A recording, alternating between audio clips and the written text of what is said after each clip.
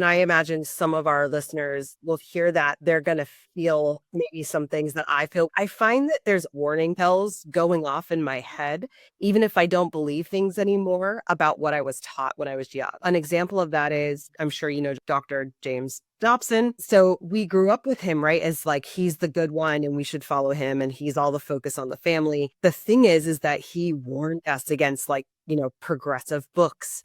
Don't ever open a progressive book because your faith is going to unravel and you're going to learn about all these things. And so I think for some of us, like getting the permission from a pastor that we're not doing something wrong, because a lot of people I've noticed who deconstruct are actually like the most intense Christians, like the ones who have always really been church kids.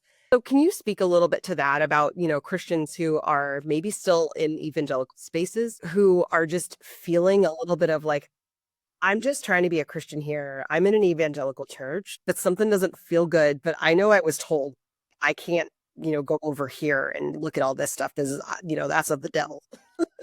What would you say to people who are struggling with that? Read, ask, go. Right now. Stop listening and go find the book. And then you can come back and finish this. Being on the other side of things, what I've discovered, it is the height of, I don't know, arrogance, idiocy, ignorance. I don't know what phrase you want to put. And I don't mean that in an insulting way, but that we decided that the most important thing about this creator of the cosmos, right? Scripture describes God as where we find our existence. We have our being in this thing we call God. The most important thing about that creative spirit, existence, life, whatever you want to call it, is what we think about that thing. That's the most important thing, is what my opinion is on that thing that's creating things that I can't fathom the pictures that are coming from the James Webb Telescope. My brain does not compute that in this image, there's 10 million light years from one side to the other. I cannot comprehend that. And yet you're telling me that my thoughts on the thing that created that holds that thing in existence, is the most important thing about that God.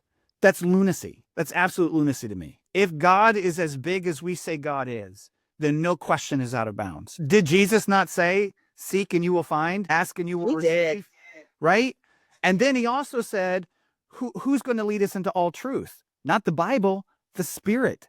It's just like, I understand that people want safety and it's easy, but it's so incomplete. Just so incomplete. And so I always tell people, like, it's going to feel really bad before it feels really good. But then once you get past it, it's amazing. You just have to go through it.